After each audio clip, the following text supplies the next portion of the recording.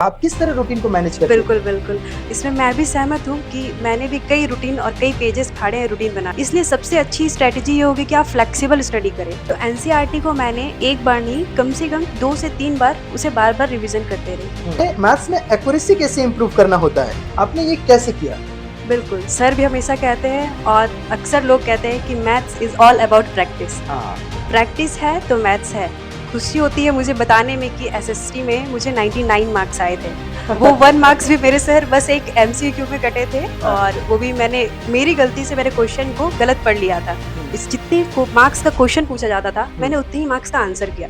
मतलब point by point point लिखा wise आपने। मुझे 2 मार्क्स का पूछा गया, मैंने 3 टू 4 लाइन्स में खत्म कर दिया। हुँ, मुझे 3 मार्क्स का पूछा गया, मैंने 3 पॉइंट्स दिया। क्या है कि अभी लास्ट मंथ होने को है हुँ। और सबसे ज्यादा बच्चों को यही दिक्कत होता है कि सर लास्ट मंथ में क्या करें और क्या ना करें, दोनों बताएं। हेलो दोस्तों, वेलकम टू सीबीएसई एस्पिरेंट्स। तो एक नए पॉडकास्ट पर आपका स्वागत है। तो हमारे इस सीबीएसई एस्पिरेंट्स के सबसे पहले पॉडकास्ट मैं शूट करने जा रहा हूं और सबसे पहले पॉडकास्ट के जो गेस्ट बने हुए हैं वो है प्रिया कुमारी। यानी प्रिया कुमारी क्लास 10th में 95.8% स्कोर करके अपने class 10th CBSE board exam में टॉपर्स बनी है। तो चलिए मैं उन्हें आपसे मिलाता हूं और इसके बारे में बहुत सारी अच्छी अच्छी बातें करेंगे जिससे आपका भी जो बोर्ड एग्जाम की तैयारी को लेकर है वो आपके लिए बेनिफिट होगा। तो आइए प्रिया, हमारे पॉडकास्ट चैनल पर आपका स्वागत है, सीबीएसई पेरेंट्स पर।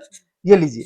Thank you so much sir, मुझे इनवाइट करने के लिए सबसे पहले। हाँ, और मैम आपको बता दूं, मैं कुछ दिनों से इनको पहले से ही मैं मैसेज किया था कि कब आओगी प्रिया, कब आओगी। तो इनका जब भी टाइम मिला वो सर थोड़ा सा टाइम हमको दे दीजिए, मैं जरूर आऊंगी। और फाइनली ये इस चैनल पर आ ही गई। तो यहाँ तक की जर्नी कैसी रही प्रिया? बिल्कुल सही और सुरक्षित वे में हम यहाँ पहुँच गए। चलिए बढ़िया है, बढ़िया।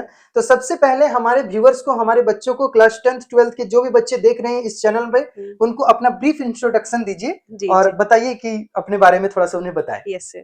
So, my name is Priya Kumari and I belongs to Dhanbad and I have scored 95.8% in my 10th board exams. तो प्रिया, कुछ मैं सवालों के कलेक्शन लेके आया हूं जो अपकमिंग बोर्ड एग्जाम 2026 को लेकर सारे बच्चों के मन में ये डर है कि आखिर उसको कंप्लीट कैसे किया जाए, किस तरह से स्कोर 95% प्लस स्कोर किया जाए। बिल्कुल। और उस सवालों के कलेक्शन कुछ लाया हूं ताकि हमारे बच्चों को, जो भी सीबीएसई पेरेंट्स को देख रहे हैं, उनको अच्छे से ये आइडिया हो पाए और अच्छे से वो एग्जाम दे पाए और अच्छे से अच्छे मार्क्स गेन कर पाए। तो सबसे पहला सवाल जो सारे बच्चों के मन में रहता है कि मैडम हम रूटीन कैसे शुरू करें? आखिर सर रूटीन जो फॉलो हम लोग बनाते हैं वो फॉलो हो ही नहीं पाता है। आखिर रूटीन को लेकर आपके मन में क्या था? आप किस तरह रूटीन को मैनेज करते थे? बिल्कुल, बिल्कुल। इसमें मैं भी सहमत हूँ कि मैंने भी कई रूटीन और कई पेजेस फाड़े हैं रूटीन बनाने में। अच्छा। तो इसमें अक्सर बच्चों को दिक्कत होती है, कई रूटीन बना लेते हैं बट उनको फॉलो करना वो नहीं हो पाता है। इसलिए सबसे अच्छी स्ट्रैटेजी ये होगी कि आप फ्लेक्सिबल स्टडी करें। ये नहीं कि आप अभी 10 आवर्स में बैठे हैं तो 10 आवर्स कंटिन्यूअसली करें। हुँ, आप 2 आवर्स विदिन 2 आवर्स में आप गैप लेते रहें, जिससे आपको रिफ्रेशमेंट मिलते रहेगा। हुँ, सेकंड थिंग, आपको मैं डेली ज़्यादा नहीं 3 टू 4 आवर्स मुझे सेल्फ स्टडी के मिलते थे, जो मैं बहुत अच्छे से और डिसिप्लिन वे में करती थी। हुँ। बाकी एग्ज़ाम से 1 मंथ पहले मैं 5 टू 6 आवर्स में उसे एक्सटेंड कर दी। बढ़िया, बढ़िया। हाँ, तो रूटीन को लेकर जो व्यूअर्स देख रहे हैं वो भी कई रूटीन फाड़े होंगे। सब लोग जोश-जोश में बना लेता है कि 7 घंटे पढ़ूंगा, 6 घंटे पढ़ूंगा, लेकिन बाद में पता चलता है कि उतना तो नहीं, पढ़ ही नहीं पाया। नहीं वो ठीक है? फॉलो नहीं हो पाता है अच्छे से। इसके बाद दूसरा सवाल जो कि सबके सबके ये कॉमन क्वेश्चन है सबके लिए कि सब लोग पूछते हैं कि एनसीईआरटी बहुत इंपॉर्टेंट होता है, बिल्कुल, ठीक है? बिल्कुल और सर। एनसीईआरटी जब इंपॉर्टेंट होता है तो एनसीईआरटी को आपने कैसे फॉलो किया? बिल्कुल। तो ये तो रियलिटी है कि NCERT is one of the best book for class 10 preparation, जो हुँ, कि होनी भी चाहिए। हमारे स्कूल भी हमें वही बुक्स प्रेफ़र किए करते हैं सबसे पहले। हुँ, तो एनसीईआरटी को मैंने एक बार नहीं, कम से कम 2 से 3 बार उसे बार-बार रिवीज़न करते रही हुँ, कि एक बार मुझे चैप्टर नहीं समझ में आ रही है तो मैं उसे 2-3 बार फिर से पढूँ, हुँ। ताकि वो कॉन्सेप्ट मुझे क्रिस्टल क्लियर हो जाए, जो सर ने मुझे हमेशा सिखाया है।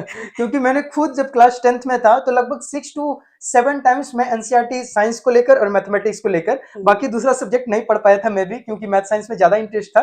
तो मैथमेटिक्स को बहुत ज्यादा बार बनाया था मैंने और उसी चीज को जो मैंने फॉलो किया था और मेरे भी अच्छे मार्क्स आए थे, तो वो आज भी मैं स्टूडेंट्स को बताता हूँ और वो ही ये भी की थी, बिल्कुल। है ना? Yes sir. चलिए नेक्स्ट क्वेश्चन की ओर आगे बढ़ते हैं जिसमें आता है सब्जेक्ट वाइज स्टडीज में, ठीक है?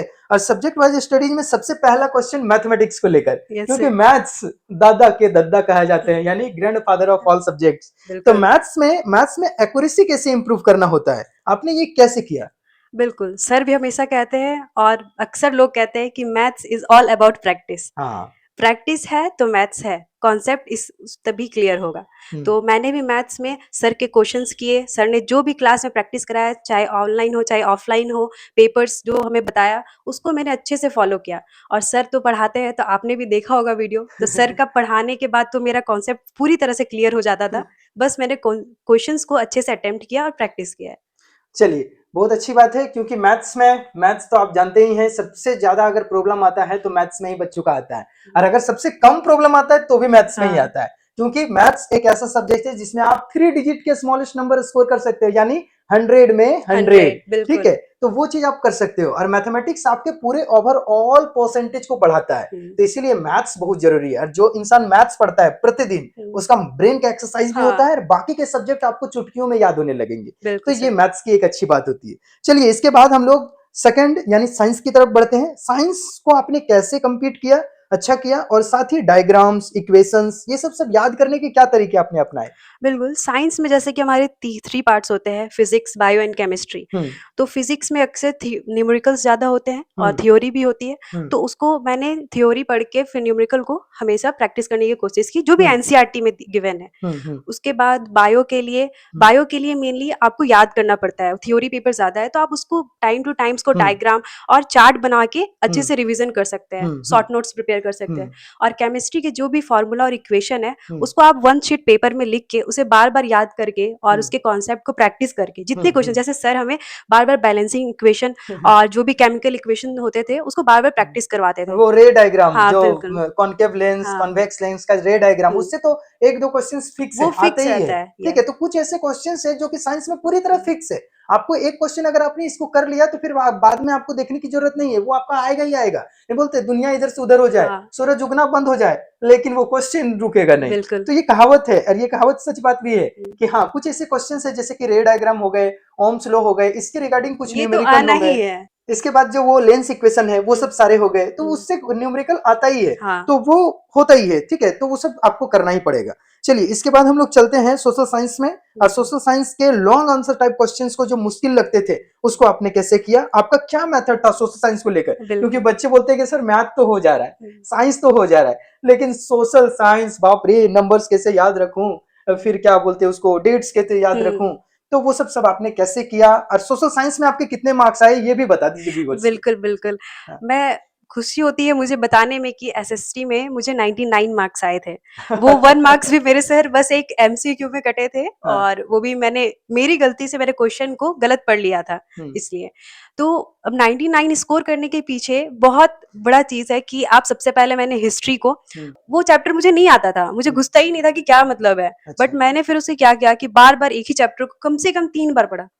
फिर मैं जो भी मुझे वर्ड्स, जैसे उसमें हिस्ट्री में क्या होते हैं ना, बड़े-बड़े वर्ड्स होते हैं जो डिक्शनरी में मिलते हैं। मतलब ऐसे नॉर्मल लाइफ में हम लोग वो इंग्लिश यूज़ नहीं करते। जैसे कि कुछ ऐसे कि मर्डर वाला, असैसिनेशन हाँ, और मर्डर, ठीक है? एरिस्टोक्रेसी, ये सब वर्ड्स जो है हम लोग पहली बार 10th में सुनते हैं। हाँ। तो ये वर्ड्स को मैं बार-बार क्या करती थी, बुक में ही नोट कर लेती थी कि मैं दोबारा जब पढ़ूँ तो मुझे वो खोजने की ज़रूरत ना पड़े। तो मैं उस वर्ड से, जिसके कारण चैप्टर मुझे बहुत अच्छे से क्लियर होते गया। और सेकंड थिंग हम ये बोलेंगे कि एसएसटी में मैंने हर एक चैप्टर्स के क्वेश्चन प्रिपेयर करना शुरू किए। आखिर ये सेंटेंस है, ये पैराग्राफ से क्वेश्चन बन क्या सकता है? अच्छा। और सबसे अच्छा मेरा मार्क्स आने के पीछे ये कारण है कि मैंने जितने मार्क्स का क्वेश्चन पूछा जाता था, मैंने उतने ही मार्क्स का आंसर किया।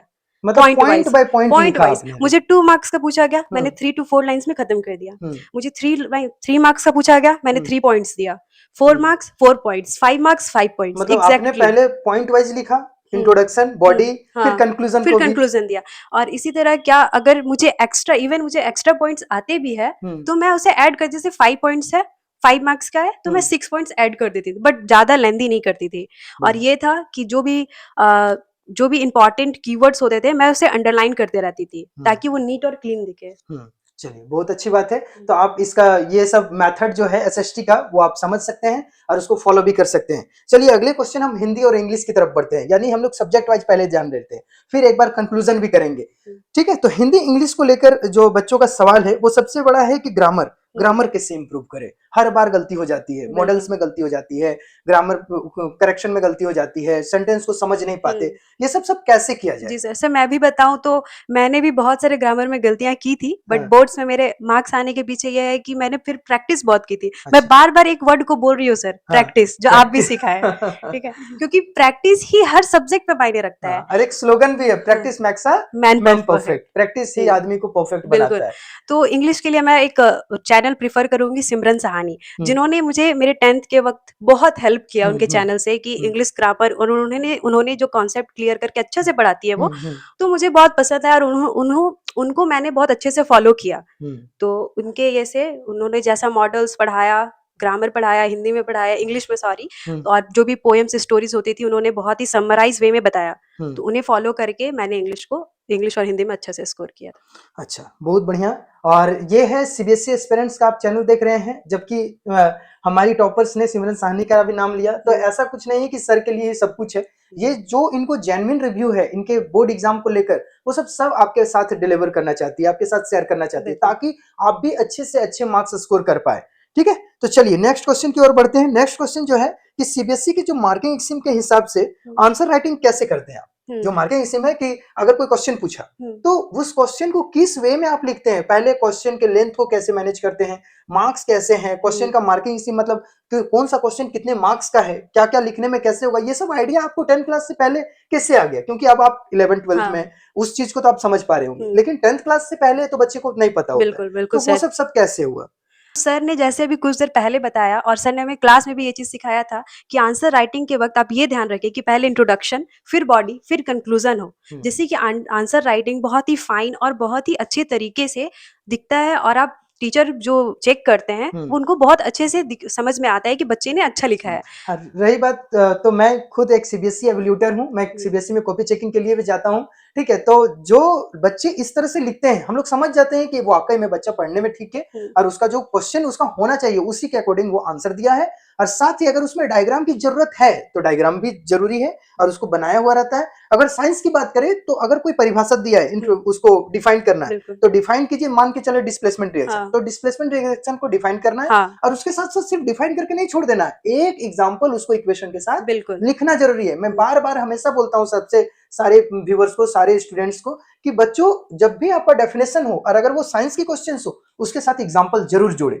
अगर आप एसएसटी के हो या कुछ भी हो, अगर उसका कुछ एग्जांपल्स आपको याद है तो एग्जांपल जरूर जोड़े। ऐसा नहीं कि सर सब सिर्फ तो डेफिनेशन लिखा, ये तो नहीं बोला कि एग्जांपल के साथ लिखे, लेकिन एग्जांपल आपको जरूर जोड़ना है। उससे क्या होता है कि आपको मार्क्स, एक भी मार्क्स कटने का, हाफ मार्क्स भी कटने का चांसेस बिल्कुल सर, आप सही बोल रहे हैं। बहुत सारे बच्चे यही गलती भी करते हैं कि क्वेश्चन में बस डेफिनेशन पूछा रहता है तो वो सोचते हैं बस डिफाइन लिख के छोड़ देना है, बट नहीं, अगर उस क्वेश्चन ओम्स लॉ ही पूछा जा रहा है बट आप उसके इक्वेशन नहीं लिखते हैं तो उसमें मार्क्स कट जाते हैं। चलिए नेक्स्ट क्वेश्चन की तरफ चढ़ते हैं, जो सबसे बड़ा प्रॉब्लम है बच्चों को लेकर, टाइम मैनेजमेंट। तो टाइम मैनेजमेंट आपने कैसे किया? 3 घंटे में ही पेपर बना लेना, उसको चेक करना, ये सब आपने कैसे किया? तभी, क्योंकि बिना टाइम मैनेजमेंट का 95.8% स्कोर कभी पॉसिबल नहीं है। बिल्कुल।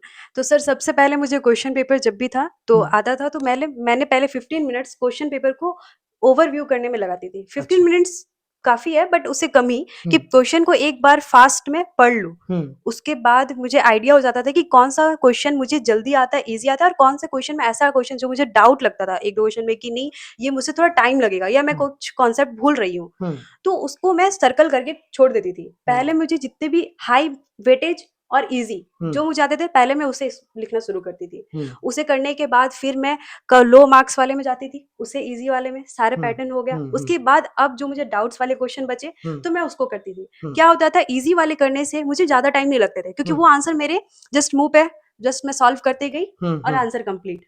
और लास्ट वाले में मुझे एक्स्ट्रा टाइम मिल जाता था। उसके बाद फाइनल मेरा आंसर लिखने के बाद मैं 2 बार कॉपी चेक करती थी, ताकि कहीं भी मेरा अगर गलती से भी कुछ छूट गया या मैंने कोई कॉन्सेप्ट छोड़ दिया तो अच्छे से मैं एरो बना करके और मैं उसे साइड में लिखती थी, ताकि जो क्वेश्चन आंसर सीट है मेरा वो क्लमसी ना दिखे, अच्छे दिखे, नीट एंड क्लीन दिखे। और नीट एंड क्लीन का तो बहुत ध्यान रखना पड़ता है, ये चीज मैं भी बोलूंगा, हमेशा बोलता हूँ। इसके पहले की वीडियो अगर आप देखें तो मैंने दिखाया है कि सीबीएसई टॉपर्स कैसे लिखते हैं, और आज आपको इस चैनल में सीबीएसई टॉपर लेके आया हूँ। तो सीबीएसई टॉपर कैसे लिखते हैं इसके लिए आप पीछे की वीडियो देख सकते हैं। मैंने उसके आंसर शीट को बोर्ड में दिखाया है कि अच्छा। किस तरह से लिखते हैं, नीट एंड क्लीन लिखते हैं। Yes sir. अगर कहीं गलती हो गया तो बस एक लाइन ऐसे कर देते हैं, हाँ, हो गया। ये नहीं कि बिल्कुल। पूरा खिचड़ी कर दे, वो सब अच्छा नहीं लगता। ठीक है, अब अगला क्वेश्चन जो है वो सैंपल पेपर को लेकर है, जो कि बच्चे सबसे पहले अगर अक्टूबर नवंबर आने लगा तो सब लोग सैंपल पेपर लेना शुरू कर दे। Sir previous year question, sir कौन सी कंपनी का लूं, ये ओसवाल लूं कि एग्जाम आइडिया लूं कि ये लूं कि वो लूं, सर कौन सा आता है, प्रीवियस ईयर पेपर्स कैसे सॉल्व करें। तो इसके रिगार्डिंग आप क्या कहना चाहते हैं? जरूर सर। तो मैं सैंपल पेपर्स को लेके दो तरह के स्टूडेंट का बात करूंगी, हम्म क्योंकि अक्सर होते हैं ना कि सैंपल पेपर्स बहुत एक्सपेंसिव भी होते हैं, हम्म जो बच्चों को लेने में भी प्रॉब्लम करती है। हम्म जैसे कि मैंने भी सैंपल पेपर लिया था, हम्म तो एग्जाम आइडिया, हम्म ऑजवाल हम्म और कुछ कुछ मैंने ऑनलाइन हम्म अरेंज कर ली थी, हम्म क्योंकि और आजकल तो ऑनलाइन बहुत सारे अरेंज हम्म। भी हो जा रहे और हैं। ऐसा भी आप कर सकते हैं कि अगर दो फ्रेंड बहुत ही अच्छे पढ़ रहे हैं तो हाँ, एक एग्जाम आइडिया ले लो, हाँ, एक ओसवाल ले लो, हाँ, वैसे भी और हमने दोनों किया आपस था। में करके हो जाएगा। बिल्कुल, बिल्कुल है कि सर, नहीं? ऐसा भी हमने किया था हम्म कि हमारे फ्रेंड्स में ऐसे डिस्ट्रीब्यूशन करके हम्म हमने एक साथ शेयर करके कर लिया था। हम्म बाकी ऐसे जो बच्चे हैं जिन्हें लगता है कि नहीं मैंने सैंपल पेपर नहीं लिया है तो मेरे एग्जाम अच्छा नहीं जाएँगे, तो मैं हम्म। ये भी बता दूँ कि एसएसटी में मैंने सबसे ज़्यादा स्कोर किया था 99, और उसमें मैंने कोई भी सैंपल पेपर फॉलो नहीं किया। बस एनसीईआरटी को बस, लाइन बाय लाइन। क्योंकि उसमें आप मैंने खुद से क्वेश्चन प्रिपेयर करना शुरू किया। तो हम्म इसी तरह आप सारे सब्जेक्ट को अगर अच्छे से एनसीईआरटी को पढ़ते हैं हम्म और खुद से प्रिपेयर करते हैं, एनसीईआरटी के क्वेश्चंस को टिक करते हैं, और जो हम्म भी सर बताते हैं, इवन सर भी क्वेश्चंस करवाते हैं, तो उसको भी आप फॉलो करेंगे, हम्म तो आपको सैंपल पेपर का जरूरत नहीं पड़ेगा। हाँ, हम्म टेस्ट सीरीज के लिए आप जब एग्जाम्स आए तो बहुत सारे फ्री ऑनलाइन में मिल जाते हैं, आप उसको क्वेश्चन पेपर या प्रीवियस ईयर हम्म क्वेश्चन पेपर आप लगा सकते हैं। हम्म। मैं बता दूं कि ये एक नया चैनल है सीबीएसई एस्पिरेंट्स को लेकर। पहले मैं ऑफलाइन पढ़ाता था, अब स्कूल में भी पढ़ाता हूँ, ऑफलाइन भी पढ़ाता हूँ, लेकिन ऑनलाइन पढ़ाता था गूगल मीट और जूम से। ठीक है, उसमें भी बहुत सारे बच्चे एडेड हैं, लेकिन अब जो है सब बच्चों ने कहा कि सर यहीं तक सीमित मत कीजिए, थोड़ा और ब्रॉड लेके जाइए, क्योंकि मेरे भी स्टूडेंट्स, मेरे भी जो छोटे भाई बहन हैं वो आपके पास आके तो नहीं पढ़ पाते, लेकिन हाँ ऑनलाइन पढ़ सकते हैं। इसीलिए इस चैनल को, यूट्यूब चैनल को शुरू किया है हमने। इसमें बहुत सारे वीडियोस आपको अभी देखने को नहीं मिलेंगे, लेकिन आने वाले समय में आपको नंबर्स ऑफ वीडियोस और क्वालिटी ऑफ एजुकेशन देखने को मिलेंगे। और खेल खेल में ही कैसे मैथ सिखाया जाता है वो भी मैं उम्मीद करता हूं कि आप उस चीज को जी पाएंगे। बोलता है ना कि फॉल इन लव, तो फॉल इन मैथ्स, मैथमेटिक्स। किस तरह से आदमी मैथमेटिक्स में गिर पड़ के और ढूल जाता है, इतना नॉलेज हो जाता है, वो चीज भी आपको देखने को ये मिलेगी। तो मैं भी बोल सकती हूँ सर कि कोई अगर आपसे एक बार पढ़ ले तो मैथ से प्यार ना हो, ऐसा हो नहीं सकता। वो तो आपका बड़कपन है, बट बहुत सारे अच्छे अच्छे टीचर हैं, जहां पर भी आप पढ़े कंटिन्यू होकर पढ़े। ठीक है, ज्यादा टीचर बदलने की जरूरत नहीं है। और बाकी जो भी आपको कुछ भी पूछना हो तो आप कमेंट बॉक्स में कमेंट भी कर सकते हैं। और ये जो दीदी है आपकी, वो भी इस वीडियो को देखती है और वो आपको कमेंट में भी रिप्लाई में जवाब दे हाँ, देगी। बिल्कुल, बाकी मुझे बिल्कुल। जो लगेगा मैं आपको भी जवाब दे दूंगा। ठीक है, तो चलिए नेक्स्ट क्वेश्चन की तरफ चलते हैं कि लास्ट मंथ की रिवीजन स्ट्रेटेजी क्या थी। कहे कि अभी लास्ट मंथ होने को है, हुँ, और सबसे ज्यादा बच्चों को यही दिक्कत होता है कि सर लास्ट मंथ में क्या करें और क्या ना करें, दोनों बताएं। सबसे देखिए। पहले क्या ना करें वो बताएं, और हुँ, क्या करें ये भी बताएं। सबसे पहले क्या ना करें तो सिलेबस की स्टार्ट आप अभी ना करें, अच्छा। क्योंकि ऐसे बहुत सारे बच्चे होते हैं जो बार-बार टालते जाते हैं कि हो कल जाएगा, पढ़ेंगे, कल कल पढ़ पढ़ेंगे, लेंगे, हाँ। बट वही हो जाता है कि जब एंड टाइम में जब वो पढ़ना शुरू करते हैं, उन्हें लगता है ये तो ईज़ी है, मैं तुरंत कर लूँगा। हम्म लेकिन क्वेश्चन पेपर ना अच्छे से प्रैक्टिस करके, ना रिवीजन करके वो फिर हम्म मार्क्स नहीं ला पाते। तब वो बच्चे कहते हैं मेरे तो मार्क्स नहीं आए, अच्छे से कॉपी चेक नहीं हुए। हम्म तो ये सब चीज़ ना करें कि आप अभी से शुरू कर रहे हैं, और इवन आप अगर शुरू कर रहे हैं तो इस फोकस में ना रहे कि मुझे होल सिलेबस कवर करना है। हम्म। अगर आप अभी एकदम शून्य में हैं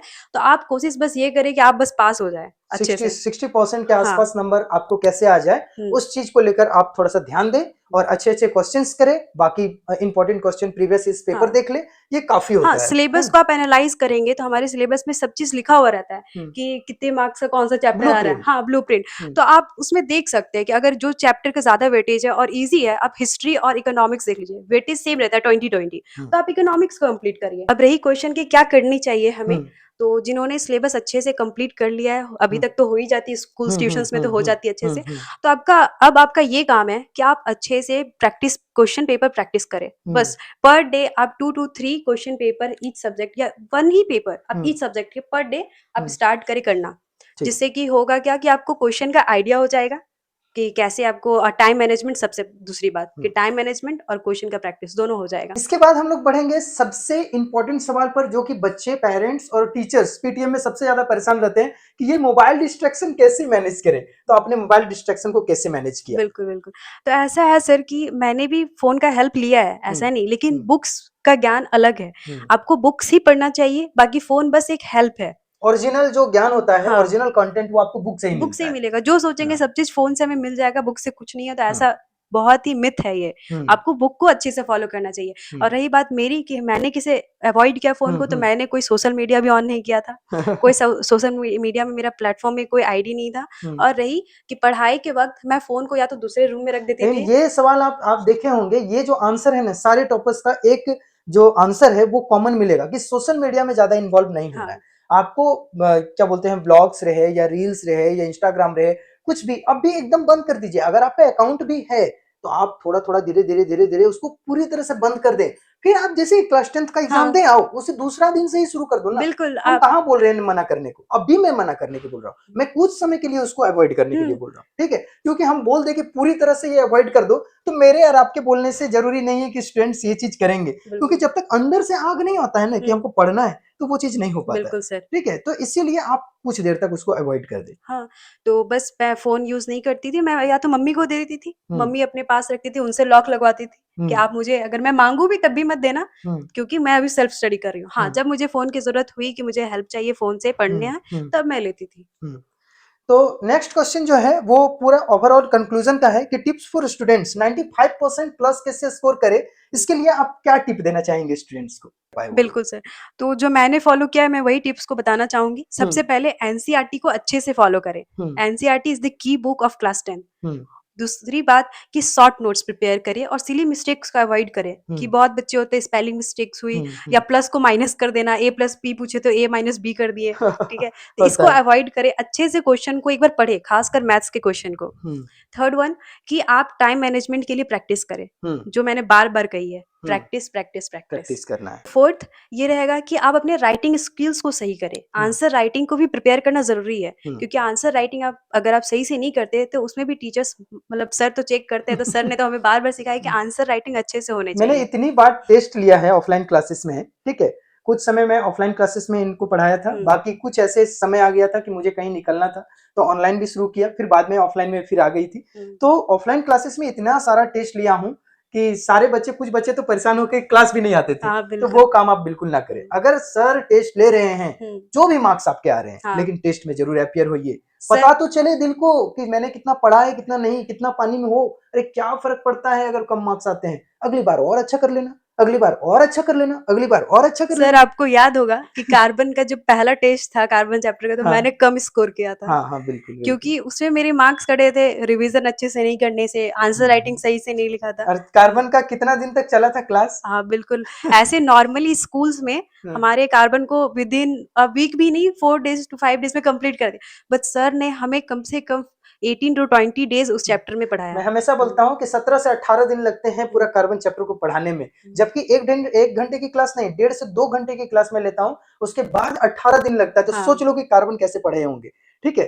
तो अभी तो आपको बहुत वीडियो नहीं देखने को मिलेगा, लेकिन आने वाले समय में आपको बहुत कुछ देखने को मिलेगा, क्योंकि टाइम मैनेज मैं खुद नहीं कर पाता, स्कूल रहते हैं, सारे कॉपी चेकिंग करना है, पूरा अपना ड्यूटी करना है, फिर आके फिर वीडियोस बनाने हैं, सेटअप तैयार करना है, तो थोड़ा टाइम लगता है। लेकिन मैं पूरा कोशिश करूंगा कि अगर आप कमेंट में बोलेंगे तो मैं जरूर आऊंगा साथ में। छोटे छोटे जो प्रॉब्लम्स है उसको सॉल्व करने की कोशिश करूंगा, ताकि आपका जो गोल है वो आपका अचीव हो। और जाते जाते आप एक गोल्डन रूल देके जाएं बच्चों को कि गोल्डन रूल क्या है। गोल्डन रूल जो हमेशा रहेगा, और ऐसा नहीं सिर्फ एक क्लास 10 के लिए है, जो भी पढ़ाई करते हैं स्टडी में, कि कंसिस्टेंसी इज द की। आपको पढ़ना है, डेली पढ़ना है, थोड़ा सा ही पढ़ना है बट डेली पढ़ना है। थैंक यू सो मच प्रिया, आपकी एडवाइस काफी हेल्पफुल होगी हमारे बच्चों के लिए। और तहे दिल से इस सीबीएसई एस्पिरेंट्स के पॉडकास्ट फट पॉडकास्ट में आने के लिए आपका तहे दिल से बहुत बहुत धन्यवाद। हमारे पूरे सीबीएसई टीम की तरफ से, सीबीएसई एस्पिरेंट टीम की तरफ से आपको तहे दिल से धन्यवाद। Thank you so much. And viewers, please आप सर को एक बार आप फॉलो करिए, आप सर की स्टडी जो भी सर पढ़ाते हैं आप क्लास को अटेंड करिए, आपको ज़रूर वो हेल्पफुल रहेगी, क्योंकि मेरे लिए भी वो हेल्पफुल थी और अभी भी काम आती है। ऐसा नहीं कि सर ने और एक चीज़ बता दूं कि इन्हीं बच्चों का दुआ है कि ये चैनल शुरू हो पाया है। आप देखेंगे लगभग 1 साल पहले मैं व्हाइट बोर्ड में पढ़ाता था, आज डिजिटल बोर्ड के साथ है, और मैंने फिर से इस चैनल को पूरी तरह से क्या बोलते हैं उसको, रीस्टार्ट किया है। ठीक है, तो पूरी अच्छी तरीके से रीस्टार्ट किया है। सब्सक्राइबर कम है, लोग कम है, कम लोग जुड़े हैं, लेकिन जो भी मिलेगा क्वालिटी के साथ। बिल्कुल, जब भी मिलेगा ओरिजिनल कंटेंट मिलेगा, आपको देखने को मिलेगा, पढ़ने में मजा आएगा, खूब सारा जिएंगे मस्त में के, है ना? Yes sir. तो चलिए धन्यवाद, खुश रहिए, मस्त रहिए और आपका भी 95% स्कोर हो। हमारे तहत में से यही तमन्ना है कि आपका भी अच्छे से अच्छे बोर्ड एग्जाम में अच्छे मार्क्स आए, आप अच्छे से पढ़ पाए, डेली रूटीन को फॉलो कर पाए और अच्छे से प्रैक्टिस करते प्रैक्टिस रहे। कर पाए। Practice makes a man man perfect. Perfect. Bye bye, take care, खुश रहिए, मस्त रहिए। अगर आप चैनल पे नए हैं तो लाइक करें, करें, सब्सक्राइब सब्सक्राइब करें करें। और हाँ, अपने नए दोस्तों को, जो भी हैं आपके दोस्त फ्रेंड्स हैं, जो भी इस टिप्स को देखना चाहते हैं, जीना चाहते हैं, उसको फॉलो करना चाहते हैं, उसे शेयर भी करें। फिर बिल्कुल। मिलते हैं एक नए और क्वालिटी ऑफ एजुकेशन के साथ। Bye bye, take care.